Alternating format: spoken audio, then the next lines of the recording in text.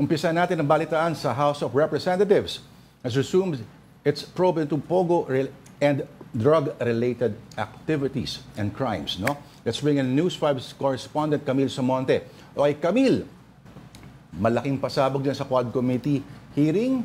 Okay, itong si Kerwin Espinosa ay sinasabi for the first time na si Bato de la Rosa daw ang pumersa sa kanya na mag-link kay Leila de Lima, among many other things. Ano bang balita pa dyan?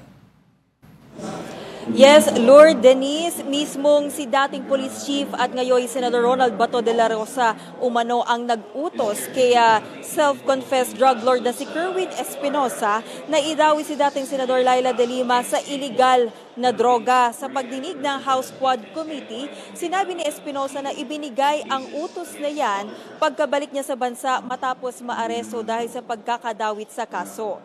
Bago yan, matatandaan na napatay ang kanyang amang si Albuera Leyte Mayor Rolando Espinosa sa loob mismo ng kulungan. Inaresto naman ang nakatatandang Espinosa dahil sa illegal drug possession noong 2016. Kwento ni Espinosa, pinressure at binantaan daw siya ni Senator De La Rosa na idiin si De Lima at iba pang personalidad sa illegal drug trade para sa kanyang kaligtasan at pamilya. Bukod kay De Lima, idinawit din noong Espinosa ang negosyanteng si Peter Lim. Kanina nanindigan si Espinosa na gawa-gawa niya lang ang naging mga testimonya niya sa pagdinig ng Kongreso noon. Sinunod daw ni Espinosa ang utos ni De La Rosa dahil sa sobrang takot matapos ang nangyari sa kanyang ama.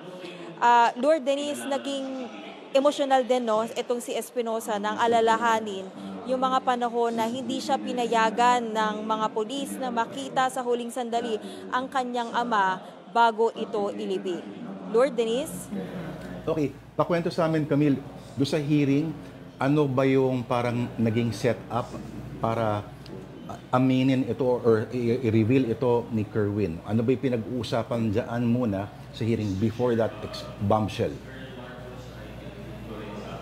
Lord, sa ngayon kasi itong House Quad Committee, nagkakaroon sila ngayon ng pagdinig tungkol nga ito dun sa illegal drug trade at war on drugs ng Administrasyong Duterte. Kasama rin sa tinatalakay ng Quad Committee yung issue naman sa Pogo. Pero ngayong araw, nag-focus muna sila dito nga sa war on drugs at kabilang nga itong si Kerwin Espinosa sa naimbitahan para maging resource person. Kasama rin na naimbitahan dito sa pagdinig ngayong araw yung ilang pamilya ng mga biktima umano ng extrajudicial killings ng war on drugs ng Duterte administration. So, kaya dito natanong siya mismo si Kerwin na ihayag yung kanyang testimony kung paano nga siya nadawit nga dito sa drug war at dito nga niya kinwento kung paano napaslang yung kanyang ama doon sa loob ng selda at paano ito naidawit sa illegal drug trade at ito na nga yung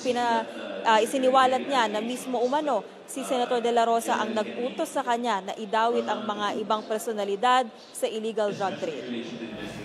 Camille, kanina nabanggit natin na itong witness si Kerwin Espinosa addressed former Senator Leila de Lima. Ano nga ba yung naging mensahe niya?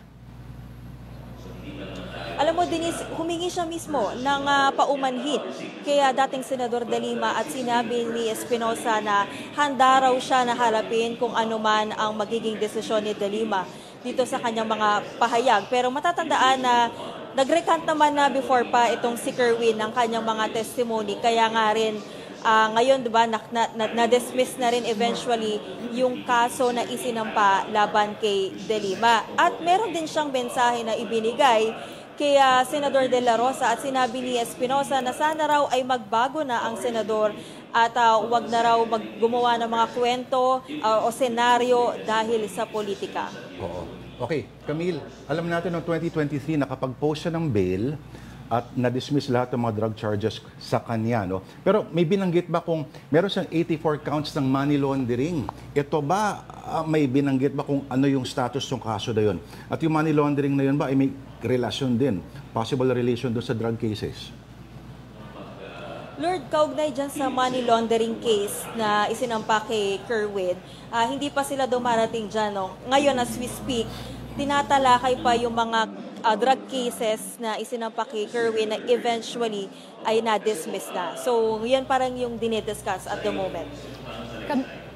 Ihabol ko lang, no? Camille, meron bang nasabi yung mga kongresista tungkol sa, hanggang ngayon, nawawala pa rin itong si Attorney Harry Roque, and kumpirmado ba na meron na daw detention order dun sa kanyang may bahay na si Miss Myla Roque? At contempt. Yes, Denise, si Attorney Harry Roque naman ay isa siya sa resource person doon naman sa Pogo issue na dinidinig nga rin ng House Quad Committee, at totoo nga, pinaaresto na ng komite si Myla Roque na asawa nga ni dating presidential spokesperson Harry Roque dahil nga sa kanyang contempt order at 3 beses na hindi pagdalo sa pagdinig. Sa ngayon, wala pa ring impormasyon ang komite kung nasaan na nga ba yung lokasyon ng mag-asawa. Alright. Sige, bago magpaalam si Camille, dapat lang natin masabi na si Kerwin Espinosa ay tatakbo sa Albuera, Leyte, sa susunod na halalan. Maraming salamat sa iyo, Camille Samonte, ang ating News 5 correspondent na nandyan ngayon sa House of Representatives na may hearing ng Quad Committee. Thank you, Camille.